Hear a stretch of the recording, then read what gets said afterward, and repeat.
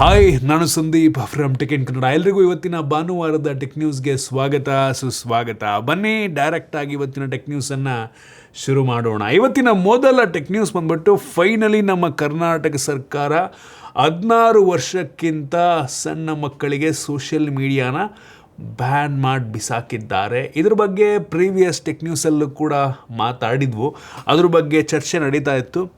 So ಮೊನ್ನೆ ಇದನ್ನು ಮಂಡನೆ ಮಾಡಿದ್ದಾರೆ. ಸೊ ಒಳ್ಳೆಯದು, ಬಟ್ ಸ್ಟಿಲ್ ನಾನು ಆಗಲೇ ಹೇಳ್ತಾ ಇದ್ದೆ ಪ್ರೀವಿಯಸ್ ಟೆಕ್ ನ್ಯೂಸಲ್ಲೂ ಕೂಡ ಅದನ್ನು ಮಾನಿಟ್ರ್ ಮಾಡೋದು ತುಂಬ ಕಷ್ಟ ಆಯಿತಾ. ಮನೇಲಿ ಮಕ್ಳು ಏನು ಮಾಡ್ತಾರೆ ಅಂತ ಹೆಂಗೆ ಕಂಟ್ರೋಲ್ ಮಾಡ್ತಾರೆ ಸರ್ಕಾರದವರು, ಮಾಡೋದಕ್ಕಾಗಲ್ಲ. ಪೇರೆಂಟ್ಸ್ ಕೈಲಿದೆ ನಂಗೆ ಅನ್ನಿಸ್ತಂಗೆ ಅದನ್ನು ಸ್ವಲ್ಪ ಸ್ಟ್ರಿಕ್ಟ್ ರೂಲ್ ಮಾಡಿ ಮಕ್ಕಳಿಗೆ ಫೋನ್ ಕೊಡಬಾರ್ದು, ಆ ರೀತಿಯೆಲ್ಲ ಮಾಡಿದರೆ ಒಳ್ಳೆಯದು. ಇನ್ನು ಮುಂದಿನ ಟೆಕ್ ನ್ಯೂಸ್ ಬಂದ್ಬಿಟ್ಟು, ಇದೀಗ ಆಂಥ್ರೋಪಿಕ್ಸ್ ಅವರು ಅಫಿಷಿಯಲ್ ಆಗಿ ಅವರ ಕಂಪನಿಯಿಂದ ಯಾವ ಕೆಲಸಕ್ಕೆ ಜಾಸ್ತಿ ರಿಸ್ಕ್ ಇದೆ, ಅಂದರೆ ಯಾರ ಕೆಲಸ ತುಂಬ ಬೇಗ ಹೋಗ್ಬೋದು, ಎಷ್ಟು ಪರ್ಸೆಂಟ್ ಹೋಗ್ಬೋದು, ಅದ್ರದ್ದು ಒಂದು ಚಾರ್ಟನ್ನು ಶೇರ್ ಮಾಡಿದ್ದಾರೆ. ಸೊ ಕಂಪ್ಯೂಟರ್ ಪ್ರೋಗ್ರಾಮರ್ಸ್ 74.5% ಅಂತೆ. So writing, update, maintain, software program ಇದನ್ನೆಲ್ಲ ಆಟೋಮೆಟಿಕ್ ಅದೇ ಮಾಡುತ್ತಂತೆ. ಕಸ್ಟಮರ್ ಸರ್ವಿಸ್ ರೆಪ್ರೆಸೆಂಟೇಟಿವ್ಸು 70% ಕೆಲಸನ ಅದೇ ಮಾಡುತ್ತಂತೆ. ದೇವರೇ, ನೋಡ್ತಾ ಇದ್ದಾರೆ ಡಾಟಾ ಎಂಟ್ರಿ 67%. ಲಿಟ್ರಲಿ ಏನೇನಿದೆ ಆ ಲಿಸ್ಟ್ನ ನಿಮಗೆ ತೋರಿಸ್ತಾ ಇದ್ದೀನಿ, ನೋಡ್ಕೊಂಬಿಡಿ. ಸೊ ಕೇರ್ಫುಲ್ಲಾಗಿ ನೆಕ್ಸ್ಟು ನೀವೇನಾದರೂ ಈ ಒಂದು ಪ್ರೊಫೈಲಲ್ಲಿದ್ದರೆ ಆದಷ್ಟು ಬೇಗ ಸ್ವಿಚ್ ಆಗಿಬಿಡಿ. ಅವ್ರದ್ದು ಏನೇನೋ ನೋಡ್ತಾ ಇದ್ರೆ ಇಲ್ಲಿ ಅಗ್ರಿಕಲ್ಚರು, ಒಟ್ಟಿನಲ್ಲಿ ಈ ಆಂಥ್ರೋಪಿಕ್ಸಿಂದ ಯಾವ್ಯಾವ ಒಂದು ಡೊಮೈನಿಗೆ ಎಫೆಕ್ಟ್ ಆಗುತ್ತೆ ಅಂತ ನೀವು ಇಲ್ಲಿ ನೋಡ್ಬೋದು. ಆರ್ಟ್ಸು, ಮೀಡಿಯಾ ನಮ್ಮದು ಬರುತ್ತೆ. ಆರ್ಟ್ಸ್ ಅಂದರೆ AI ಮುಖಾಂತರ ಜನ್ರೇಟ್ ಮಾಡ್ಕೋಬೋದಲ್ಲ. ಲೀಗಲ್ಲು ಅದರಲ್ಲೂ ಇದೆ, life and social science, architecture, engineering, computer, math, business, finance, management, ಇದೆಲ್ಲದು ಕೂಡ ಡೇಂಜರಸ್ ಆಗಿದೆ. ಯಾವುದಕ್ಕೆ ಡೇಂಜರಸ್ ಇಲ್ಲ ಹೇಳ್ಕೊಂಬರ್ತೀನಿ ನೋಡಿ. ಟ್ರಾನ್ಸ್ಪೋರ್ಟೇಷನ್ನು, AI ಬಂದ್ಬಿಟ್ಟು ನಿಮ್ಮನ್ನು ಒಂದು ಕಡೆಯಿಂದ ಒಂದು ಕಡೆ ಕರ್ಕೊಂಡು ಹೋಗಲ್ಲ ಸದ್ಯಕ್ಕೆ. ಫ್ಯೂಚರ್ನಲ್ಲಿ ಅದು ಬಂದರೂ ಬರ್ಬೋದು, ರೋಬೋಟೆ ಕಾರ್ ಓಡಿಸೋದಾರು ಆಗ್ಬೋದು. ಆಮೇಲೆ ಪ್ರೊಡಕ್ಷನ್, ಮೆಕ್ಯಾನಿಕಲ್ ಇಂಜಿನಿಯರ್ಸ್ ಆರಾಮಾಗಿರಿ, ಇನ್ನೂ ನಿಮಗೇನು ತೊಂದರೆ ಇಲ್ಲ. ಆಮೇಲೆ ಇನ್ಸ್ಟಾಲೇಷನ್, ರಿಪೇರು ಏನು ಪ್ರಾಬ್ಲಮ್ ಇಲ್ಲ, ಅಂದರೆ hardware based. Construction, civil engineers. ಇನ್ನೂ ಈ ಮೆಕ್ಯಾನಿಕಲು ಮತ್ತು ಸಿವಿಲ್ ಇಂಜಿನಿಯರ್ಸ್ ಪಾಪ ಇಬ್ಬರು ಮಣ್ಣು ಹೊರಲೇಬೇಕು. ಬಟ್ ಈ ಥರ ವಿಷಯಗಳಲ್ಲಿ ಅವರಿಗೆ ಸ್ವಲ್ಪ ಸೇಫ್ಟಿ ಜಾಸ್ತಿ ಇದೆ. ಅದಕ್ಕೂ ಯಾವ ಪ್ರಾಬ್ಲಮ್ ಆಗುತ್ತಾ ಫ್ಯೂಚರ್ನಲ್ಲಿ ಗೊತ್ತಿಲ್ಲ. ಇನ್ನೂ ಅಂದರೆ ನೆಕ್ಸ್ಟ್ ಲೆವೆಲ್ ಆಟೋಮೇಷನ್ ಬಂದುಬಿಟ್ರೆ ಕಷ್ಟ. ಕನ್ಸ್ಟ್ರಕ್ಷನ್ನು, ಅಗ್ರಿಕಲ್ಚರು, ಇದು ಯಾವುದಕ್ಕೂ ಕೂಡ AI ಅಷ್ಟಾಗಿ ಯಾವುದೇ ತೊಂದರೆ ಆಗಿಲ್ಲ. ಆಫೀಸ್ ಆ್ಯಂಡ್ ಅಡ್ಮಿನ್ ಅದಕ್ಕೆ ಸ್ವಲ್ಪ ಪ್ರಾಬ್ಲಮ್ ಆಗಿದೆ. ಸೇಲ್ಸಲ್ಲೂ ಕೂಡ ಪ್ರಾಬ್ಲಮ್ ಆಗಿದೆ. ಪರ್ಸ್ನಲ್ ಕೇರು ಮತ್ತು ಗ್ರೌಂಡ್ ಮೇಂಟೆನೆನ್ಸು, ಫುಡ್ ಸರ್ವಿಂಗು, ಇದೆಲ್ಲದಕ್ಕೂ ಕೂಡ ಸದ್ಯಕ್ಕೆ ರೋಬೋಟ್ ಯಾವುದು ಬಂದಿರೋ ತಲೆ ಕೆಡಿಸ್ಕೊಳ್ಳೋಂಗಿಲ್ಲ. ಸೊ ಎಫೆಕ್ಟ್ ಆಗ್ತಿರೋದು ಈ ಕಡೆ ಸಾಫ್ಟ್ವೇರ್, ಎಲ್ಲಿ ಮೇಜರ್ ಕಂಪ್ಯೂಟರ್ ವರ್ಕೇ ಇರುತ್ತೆ ಅಲ್ಲಿ ನಂಗೆ ಅನ್ನಿಸ್ತಂಗೆ ಪ್ರಾಬ್ಲಮ್ ಆಗ್ತಾಯಿದೆ. ಸೊ ಕ್ರೇಜಿ ಗುರು, ಅವರೇ ಅಫಿಷಿಯಲಾಗಿ ಶೇರ್ ಮಾಡೋರಲ್ಲ, ನೆಕ್ಸ್ಟ್ ಲೆವೆಲ್ಲು. ಇನ್ನು ಮುಂದಿನ ಟೆಕ್ ನ್ಯೂಸ್ ಬಂದ್ಬಿಟ್ಟು, ಇದೀಗ ಫೆಬ್ರವರಿ 2026 ಎಲೆಕ್ಟ್ರಿಕ್ ಬೈಕ್ ಸೇಲ್ಸಿಂದು ಡಾಟಾ ಹೊರಗಡೆ ಬಂದಿದೆ. ಮತ್ತೊಮ್ಮೆ ಶಾಕಿಂಗ್ ಸೇಲ್ಸ್ ರಿಸಲ್ಟು ಆಯಿತಾ. ಫಸ್ಟ್ ಪ್ಲೇಸಲ್ಲಿ TVS 30,511 ಬೈಕ್ಗಳನ್ನ, ಎಲೆಕ್ಟ್ರಿಕ್ ಸ್ಕೂಟ್ರ್ಗಳನ್ನ ಸೇಲ್ ಮಾಡಿದ್ದಾರೆ. ಇವರು 11,900 ಅಪ್ರಾಕ್ಸಿಮೇಟ್ಲಿ ಬೈಕ್ಸ್ಗಳು ಸೇಲ್ ಮಾಡಿದ್ದಾರೆ. ಮತ್ತು ಗ್ರೇವೆನ್ಸ್ ಎಲೆಕ್ಟ್ರಿಕ್ ಮೊಬಿಲಿಟಿ ಅಂತ ಇವ್ರದ್ದು ಆಸ್ಪರ್ ಅಂತ ಒಂದು ಬೈಕ್ ಬರುತ್ತೆ. ಸೊ ಅದು 4,400 ಎಲೆಕ್ಟ್ರಿಕ್ ಸ್ಕೂಟ್ರ್ಗಳು ಸೇಲ್ ಆಗಿದೆ. ಸೊ 6ನೇ ಸ್ಪಾಟಲ್ಲಿ ಓಲಾ. ಲಿಟ್ರಲಿ ಎಷ್ಟು ಸೇಲ್ಸ್ ಡೌನ್ ಆಗಿದೆ ಗುರು ಇವ್ರದ್ದು. ಬರೀ 3,891 ಎಲೆಕ್ಟ್ರಿಕ್ ಸ್ಕೂಟ್ರ್ಗಳನ್ನ ಸೇಲ್ ಮಾಡಿದ್ದಾರೆ. ಆಮೇಲೆ ರಿವರ್ ಇಂಡಿಯಾ ಬರುತ್ತೆ 2,122. ಮೋಸ್ಟ್ಲಿ ಸ್ವಲ್ಪ ದಿನದಲ್ಲಿ ರಿವರ್ ಇಂಡಿಯಾದವರು ಓಲಾನು ಕೂಡ ಬೀಟ್ ಮಾಡ್ಬೋದು. ಓಲಾ ಯಾಕೆ ಈ ಥರ ಸೇಲ್ಸ್ ಡೌನ್ ಆಗ್ತಾಯಿದೆ ಅಂತ, ದೇವರೇ, ಕಷ್ಟ ಇದೆ, ತುಂಬ ಕಷ್ಟ ಇದೆ. ಹೋಪ್ ಇರೋ ಓಲಾ ಎಲೆಕ್ಟ್ರಿಕ್ ಬೈಕ್ಗಳಿಗೆ ಅವರು ಪ್ರಾಪರ್ ಸರ್ವಿಸ್ ಕೊಟ್ಟರೆ ಸಾಕಾಗಿದೆ. ಇನ್ನು ಮುಂದಿನ ಟೆಕ್ ನ್ಯೂಸ್ ಬಂದ್ಬಿಟ್ಟು, ಇದೀಗ ಸ್ಯಾಮ್ಸಂಗ್ ಅವರು ಕೂಡ ಅವರ ಹಳೆಯ ಸ್ಮಾರ್ಟ್ಫೋನ್ಗಳ ಬೆಲೆಯನ್ನು ಜಾಸ್ತಿ ಮಾಡ್ತಾ ಇದ್ದಾರೆ. ₹500 ₹3,000 ತನಕನೂ ಕೂಡ ಅವ್ರದ್ದು A ಸೀರೀಸು, M ಸೀರೀಸಲ್ಲಿ ಪ್ರೈಸನ್ನು ಜಾಸ್ತಿ ಮಾಡ್ತಾ ಇದ್ದಾರೆ. ಆ ಲಿಸ್ಟ್ನ ನಿಮಗೆ ತೋರಿಸ್ತಾ ಇದ್ದೀನಿ. ಕಷ್ಟ ಇದೆ ಗುರು, ಜೀವನ ಈ ವರ್ಷ ತುಂಬಾ ಕಷ್ಟ ಇದೆ. ಹೆವಿ ಪ್ರೈಸ್ ಜಾಸ್ತಿ ಆಗ್ತಾಯಿದೆ.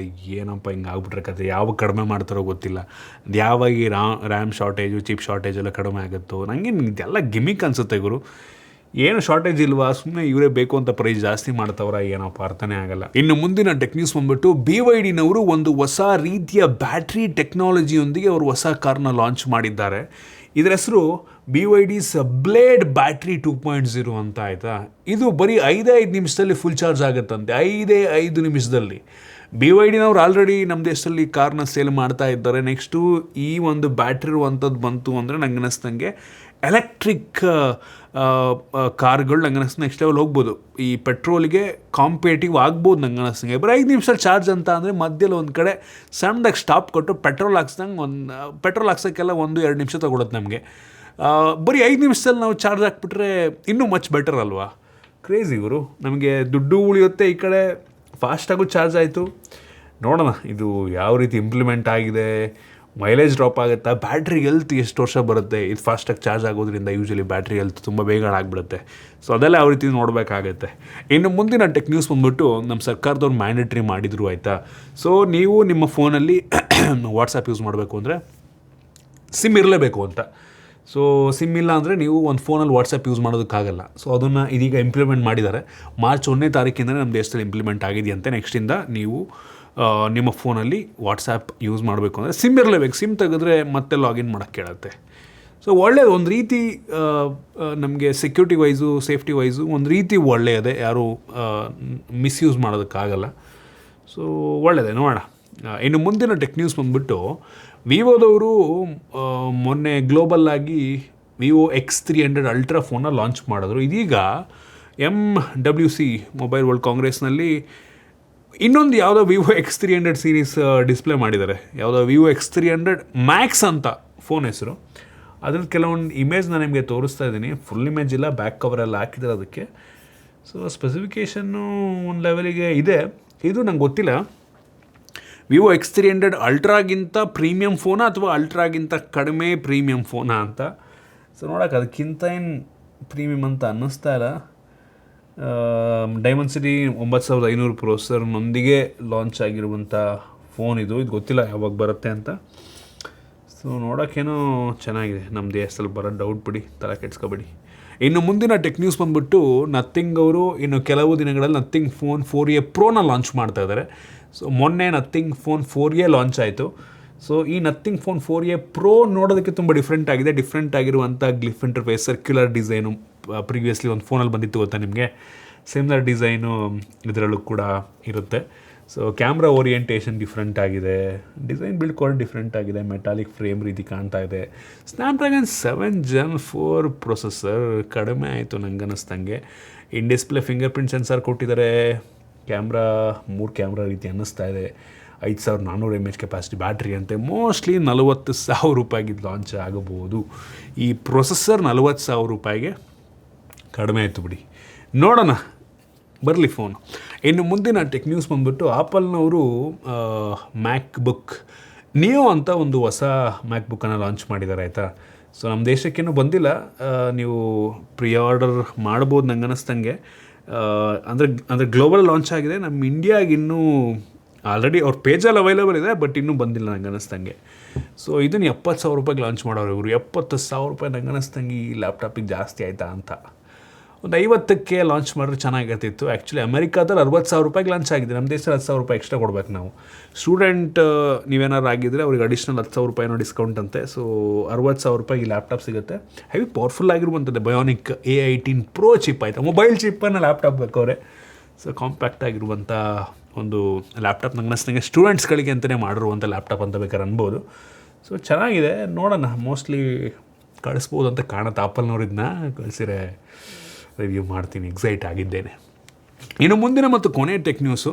ಸೊ OnePlus ಅವರು ಏನು OnePlus 15T ಲಾಂಚ್ ಮಾಡ್ತಾರೆ ಇನ್ನು ಕೆಲವು ದಿನಗಳಲ್ಲಿ. ಅದ್ರದ್ದು ಕೆಲವೊಂದು ಸ್ಪೆಸಿಫಿಕೇಷನ್ ಲೀಕ್ ಆಗಿದೆ. 7500 mAh ಕೆಪಾಸಿಟಿ ಬ್ಯಾಟ್ರಿ ಇರುತ್ತಂತೆ, 100 watt wired, 50 watt wireless charging ಕೂಡ ಇರುತ್ತಂತೆ. ಸೊ IP69K ರೇಟಿಂಗ್ ಸಹ ಇದಕ್ಕೆ ಕೊಡ್ತಾ ಇದ್ದಾರೆ. ಸೊ 165 ಹರ್ಟ್ಸಿಂದು ರಿಫ್ರೆಶ್ ರೇಟು, 6.3 ಇಂಚಿಂದು OLED ಡಿಸ್ಪ್ಲೇ. ಅಂದರೆ ಡಿಸ್ಪ್ಲೇ ಸಣ್ಣದು ಬರುತ್ತೆ, ತುಂಬ ದೊಡ್ಡದೇನೂ ಅಲ್ಲ. ಫೋನ್ ಡಿಸೈನ್ ಕೂಡ ಆ್ಯಕ್ಚುಲಿ ಲೀಕ್ ಆಗಿದೆ, ನಿಮಗೆ ತೋರಿಸ್ತಾ ಇದ್ದೀನಿ. ನೋಡೋಕ್ಕೇನೋ ಸುಮಾರಾಗಿದೆ. ಒಳ್ಳೆ ಅಂಥದ್ದು ಸ್ಕೋರ್ ಕೊಡುತ್ತಂತಪ್ಪ ಈ ಫೋನು. ಬರಲಿ, ನೋಡೋಣ, ಟ್ರೈ ಮಾಡೋಣ. ಸೊ ಇದಿಷ್ಟು ಇವತ್ತಿನ ಟೆಕ್ ನ್ಯೂಸ್. ಐ ಹೋಪ್ ನಿಮಗೆ ಇವತ್ತಿನ ಟೆಕ್ ನ್ಯೂಸಲ್ಲಿ ಕೆಲವೊಂದು ಹೊಸ ವಿಷಯ ತಿಳೋಕ್ಕೆ ಸಿಕ್ಕಿದೆ ಅಂತ ಅನ್ಕೋತೀನಿ. ಇಷ್ಟ ಆಗಿದ್ರೆ ಲೈಕ್ ಮಾಡಿ, ಶೇರ್ ಮಾಡಿ. ಇದೇ ರೀತಿ ನಮ್ಮ ಬೇರೆ ಬೇರೆ ವೀಡಿಯೋಗಳಿಗೆ ನಮ್ಮ tech in Kannada YouTube channel subscribe ಮಾಡ್ಕೊಂಡಿಲ್ಲ ಅಂದರೆ ಈಗಲೇ ಸಬ್ಸ್ಕ್ರೈಬ್ ಮಾಡ್ಕೊಳ್ಳಿ ಮತ್ತು ಬೆಲ್ ಐಕಾನ್ ಕೂಡ ಕ್ಲಿಕ್ ಮಾಡ್ಬೋದು. ಸಿಗೋಣ ಮತ್ತೆ ಮುಂದಿನ ವೀಡಿಯೋದಲ್ಲಿ.